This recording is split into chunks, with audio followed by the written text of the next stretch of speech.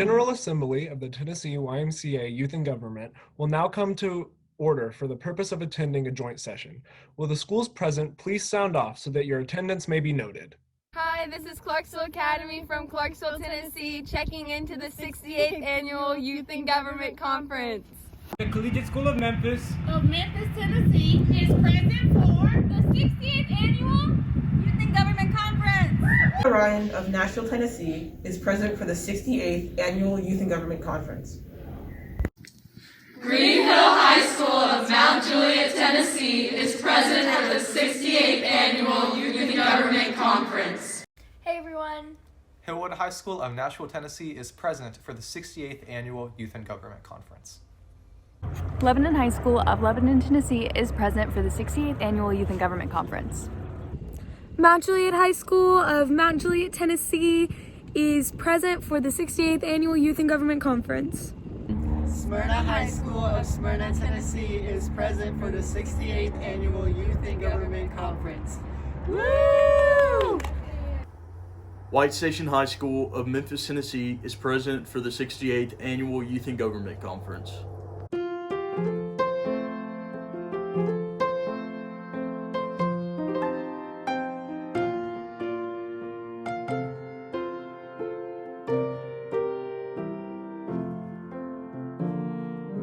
The joint session attendees have been noted. I hereby declare the joint sessions of the 68th Annual Tennessee YMCA Youth and Government Conference now in session. We will now pause for reading the Star Spangled Banner by this year's unopposed candidates. Oh, say, can you see? Oh, say, can you see? Oh, say, can you see? Oh, say, can you see? Oh, say, can you see by the dawn's early light? What so proudly we hailed at the twilight's last gleaming. Whose broad stripes and bright stars through the perilous fight. O'er the ramparts we watched were so gallantly streaming. And the rockets' red glare. And the rockets' red glare. The bombs bursting in air. The bombs bursting in air. Gave proof through the night that our flag was still there. That our flag was still there. That our flag was still there. Oh, say, does that star-spangled banner yet wave? O'er the land of the free and the home of the brave. And the home of the brave. And the home of the brave. Before we begin, I'd like to introduce Tennessee's Governor, Bill Lee, for a brief welcome message. Hey everybody, Governor Bill Lee here. Welcome to the 2021 YMCA Youth and Government Conference. Thank you for your dedication to civic engagement. It's incredible to see your passion for learning about and participating in government. As you gather together virtually, I hope that you find inspiration as you listen to your peers, participate in debates, and interact with others who care about making Tennessee the best state it can be. I trust you'll use this experience to become responsible and engaged citizens in your communities, and I know that you will make our state proud. At this point, it is my pleasure to introduce this year's Youth Governor, Lucy PFEIFFER, to give her State of the State address. Lieutenant Governor Anderson, Speaker Brothers, Speaker Pro Tem Garcia, Speaker Pro Tem Hamilton, members of the 68th Youth General Assembly, justices, constitutional officers, and fellow Tennesseans. I'd like to begin by extending my thanks to all of you for such a wonderful start to this weekend. Despite circumstances that are admittedly less than ideal, you all have shown remarkable dedication to the principle of civic engagement upon which this conference was founded. This year has been a practice in perseverance. As a state, Tennessee has come through weathered but unbroken. The novel coronavirus has devastated our economy, isolated our community, and left far too many of us grieving a loved one. Together, we mourn the deaths of over 11,000 of our friends, neighbors, siblings, parents, and children. In recognition of that loss, please join me in taking a moment of silence.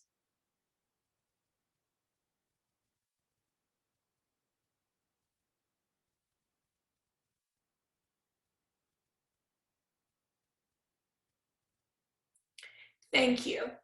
Daily reports of COVID cases have been desensitizing, but it's important to honor the legacy of those we have lost. A legacy that we must realize by doing our part to protect those who are still with us through common sense health precautions such as social distancing, mask mandates, and vaccinations. Together, I have confidence that we will overcome this tragedy, but we still have work to do. This last year has been marked by more than one trial. Our state, like every other, has found itself grappling with the dual pandemics of an uncaring virus and of vitriolic racism. And while COVID has been at the forefront of our minds, the pathologies of the body are not the only vectors through which disease spreads in our communities, and a vaccine is not the solution for the other.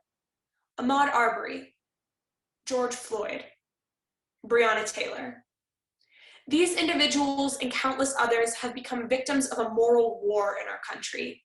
As a state, we must make it absolutely clear that the vile prejudice that directly led to their murders is unjustified, unacceptable, and the antithesis of the values that we hold as Americans, as Tennesseans, and as members of a common humanity. Addressing the issue of systemic racism will require not just kind words or declarations of unity. We need bold action to address the root cause of our country's most deeply ingrained prejudices. But I know that Tennesseans have an immense capacity for understanding, for realizing that we can and that we will change for the better. My administration welcomes any dynamic efforts to address this pressing challenge. Furthermore, we are pursuing a restructuring of the law enforcement budget. It's clear that officers are not appropriately equipped for the situations they encounter. It's time that our justice system applies restorative, not punitive principles. Therefore, we are committed to demilitarizing our police and reallocating funds to departments better suited to handle the situations in which law enforcement has failed to protect the innocent people that they've pledged to serve. Protecting the innocent doesn't just mean keeping them out of prison, though. It means stopping senseless gun violence with common sense legislation. This is why I've endorsed Red Senate Bill 21-1-1, which enacts long overdue gun safety laws. We've tried thoughts and prayers. The time for decisive action is now. Together, we can put a stop to these violent crimes that have stained the reputation of our state and of our nation. We can't condemn violence, though, if we ourselves are administering it. The death penalty has no place in our society today. And that's why I've endorsed Red Senate Bill 21-2-2, prohibiting the practice of capital punishment in the state of Tennessee. I refuse to allow the continuation of this barbaric, outdated practice. It goes against everything we as proponents of justice should stand for. For too long, Tennessee's criminal justice system has been marred by injustice. Notably, we've struggled with an over-reliance on mass incarceration for nonviolent crimes. Since 1960, staggeringly tough crime policies, reprehensible police practices, and prejudiced institutions have led to an unconscionable rise in our prison population, obfuscating the intent of our justice system, reform and rehabilitation. Our prisons are disproportionately filled with people of color who have unfairly, irrationally borne the brunt of nonviolent drug offenses. For this reason, in part, my administration has decided to pursue the decriminalization of marijuana. In addition to the major benefits of the tax revenue that marijuana legalization will generate, a swift and complete decriminalization will help to alleviate the burden of overcrowding in our prisons. Today, I have endorsed Blue House Bill 21-1-3, which eliminates cash bail and implements a new pretrial service program to further this mission. The principle of innocent until proven guilty is enshrined in our Constitution.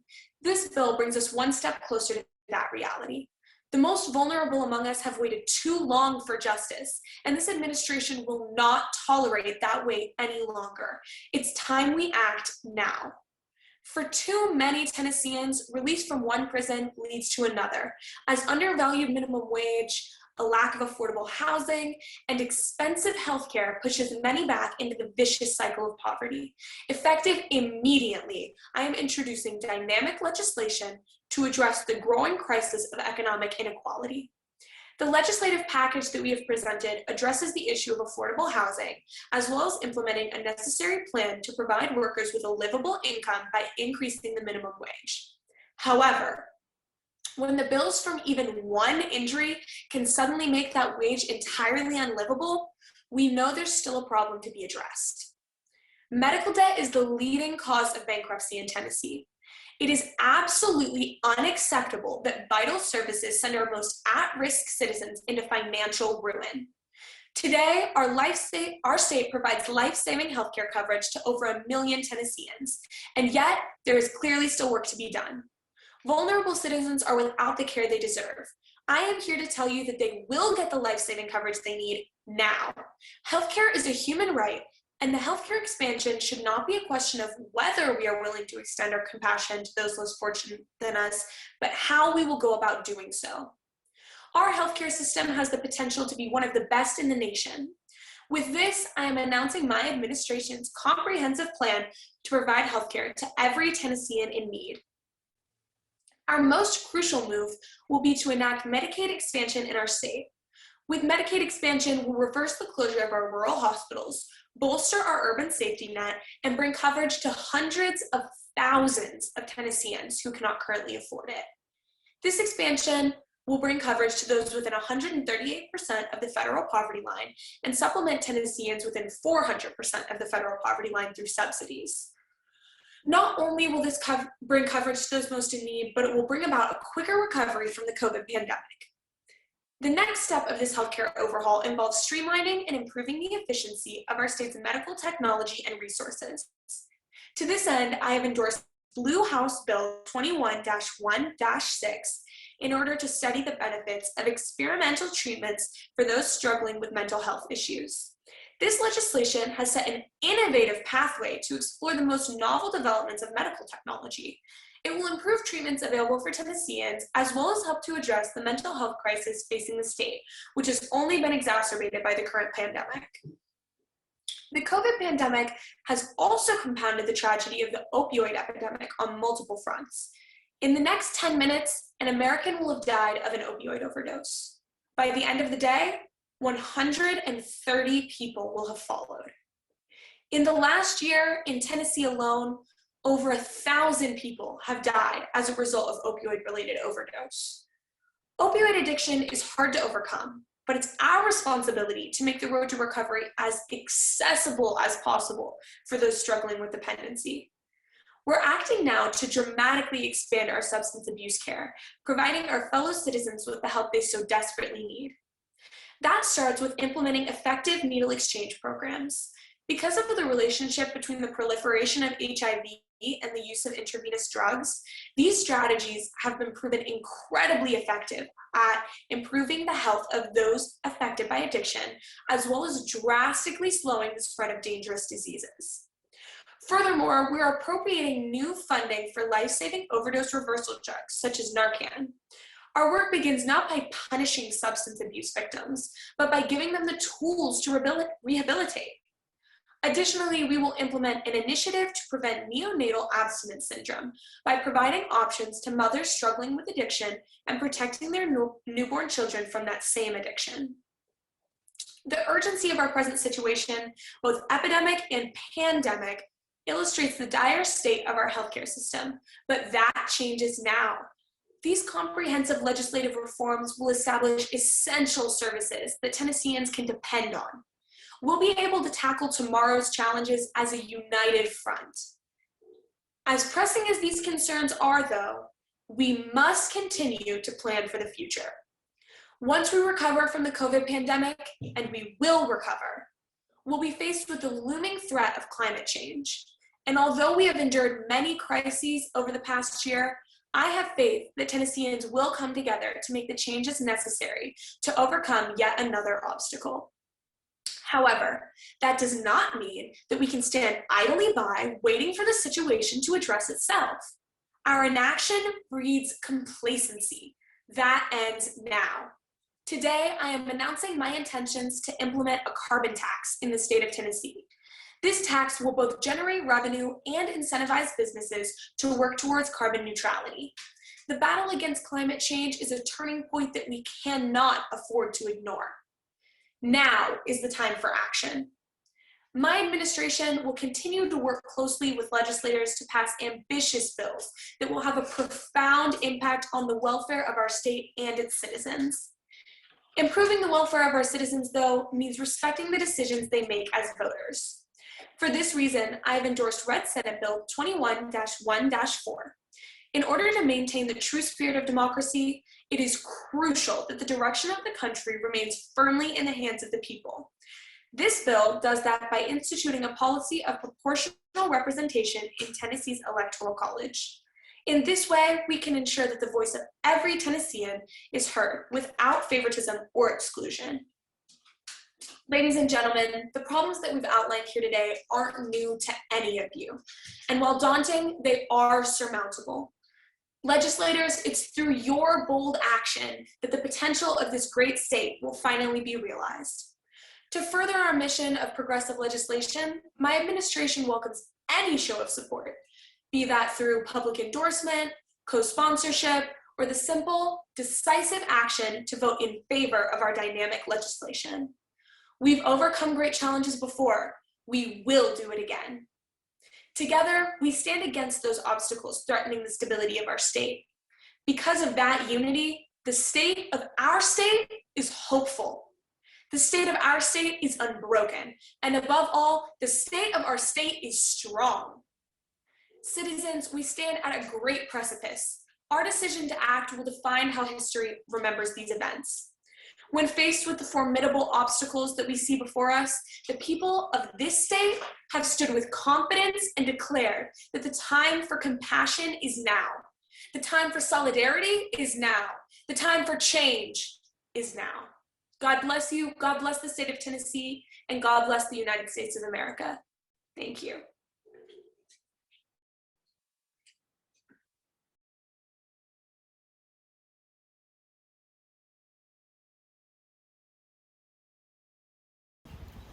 Hi there, my name is Kenneth Russell DeGraff, and 22 years ago I was sitting where you are right now, not inside your laptop, but in the Tennessee House Chamber in Nashville, as a delegate at the YMCA Youth and Government Capital Conference. Picture it, you're there with me right now too. Think about the wooden desks built for 2 people. You see the microphones on top and the 4 voting buttons. Green for yes, red for no, blue for present 'cause sure, and that yellow page button that doesn't bring you coffee. And then me in the dais, supposedly in front of you. But for the obvious coronavirus crisis, I'd be there with you right now. But in my day job, I'm a senior policy advisor for Speaker of the House Nancy Pelosi. Till a couple of weeks ago, she was the highest ranking woman in American history. And I have the privilege of advising her on energy, environment, climate, technology, internet issues, and more.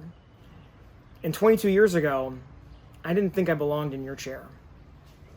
I grew up in Antioch and I went to MLK in Nashville. Before he moved to Brentwood, Mr. Adams was my advisor. And I hope you're watching this, Mr. Adams. I miss you and I'm glad you're feeling better. But senior year, he was cheering me on as I was in the governor's cabinet as the director of finance. My proposal was pretty controversial. Earlier that year, the real Tennessee governor, Don Sundquist, a Republican, proposed a provocative new idea for how Tennessee should raise revenue. Years before, I had knocked doors for different candidates, but I read the proposal with an open mind. Even though it raised more money for education, a big issue at the time, most Tennesseans would have saved money overall, especially the poor. So I took Governor Sundquist's proposal with me to the Capitol Conference. That first day, my YMCA governor picked up the proposal and the cabinet started asking tough questions. I did my best, but the governor, a proud conservative then and now, was pretty skeptical. Debated, voted, shot down. 15 minutes tops. I was devastated. I already felt insecure. I literally didn't know if I was going to have enough money for lunch and dinner. And besides, I was openly gay in high school, but I was basically back in the closet at the Capitol Conference. Over the next day and a half, we discussed everyone's proposals. And it dawned on me and others that we would have to make hard choices. Otherwise, no one's ideas, conservative or liberal, even the governor's, were going to get adopted. Others in the cabinet asked the governor if we could revise and reconsider my proposal. I had a second chance. So I put together something that would pay for solutions to the consensus problems and still have money left over for a rainy day. A little more back and forth, and that budget got the cabinet support, the governor's endorsement, and was overwhelmingly approved by the entire conference. Later, I actually testified at a hearing in the Tennessee legislature on a real governor's bill. It never became law, but it was an early experience that I could step out and make change. So did I learn anything when I was in your chair at the desk with the microphone and the 4 voting buttons? Well, it was practical experience that I took with me when I went to college and became an organizer for almost everything I cared about, and stayed with me when I moved to DC to work as a consumer advocate, where I did a lot of things, including helping give you the right to keep your phone number when you changed phone companies. It was a path that I couldn't have taken without a federal scholarship for public service.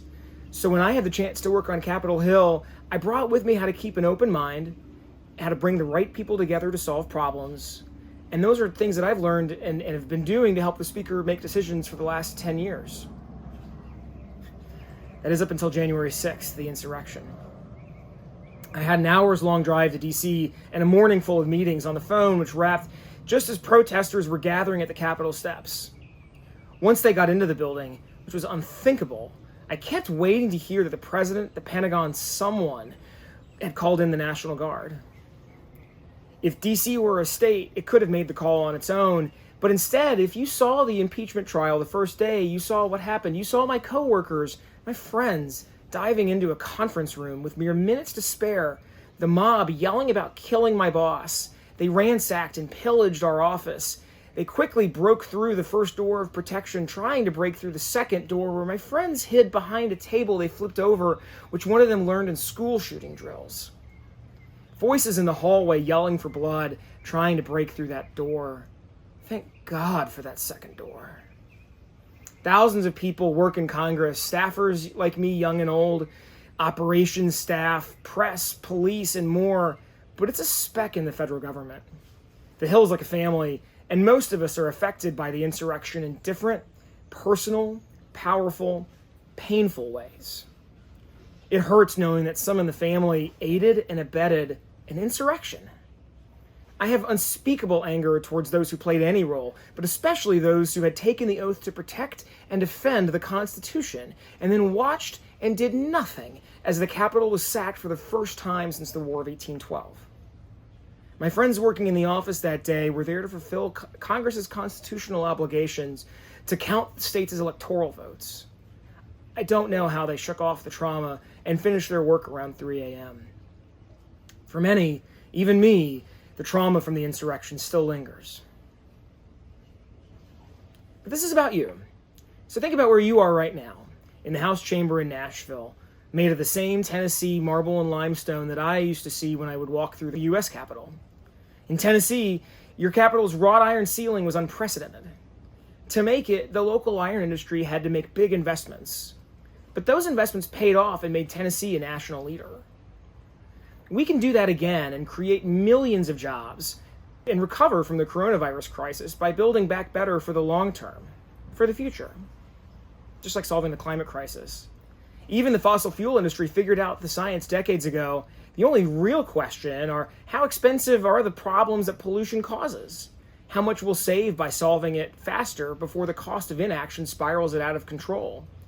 How best to help those who live in pollution, and how best to help those in industries that are going to change no matter what the government does, because the market's always changing.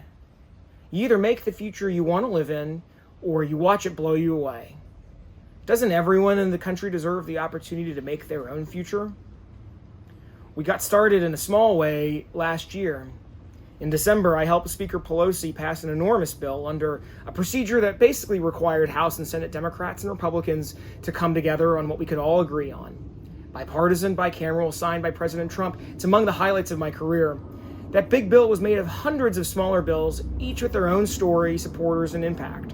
One environmental group has called it, put together perhaps the most significant climate legislation Congress has ever passed.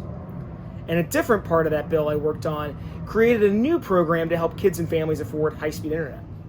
It's a lot like what we did in the governor's cabinet that year. Find what unites us, keep trying for more. Never stop trying for more. There's so many problems right now, but thankfully the microphone and the voting buttons are in front of you now. You're in the chair at the desk because you know that this place around you, the legislature, our democratic republic, is how we make the world better for those around us. Not just for the weekend, but for the rest of your life. Now it's your turn to talk about the problems you see affecting people in your life and to listen to others. It's your opportunity to work together to find solutions. Your chance to care less about what party anyone is in and more about the Constitution we serve. There's a lot of people on this call, and where there are people, there is power. My hope this weekend is that you know your power and you use it to make the country better for everyone. Not just this weekend, but in the years to come. Thank you and have a great conference. I'll see you soon. Bye now. Seeing that the business of this joint session has been concluded, it is in order that we adjourn. The joint session will stand in adjournment, and without objection, the motion to reconsider is laid upon the table. The State of the State is going to be held live at 12:30. Look for the link on your app, or just join your House and Senate or component session, and you'll be redirected to the live State of the State. See you all in just a minute.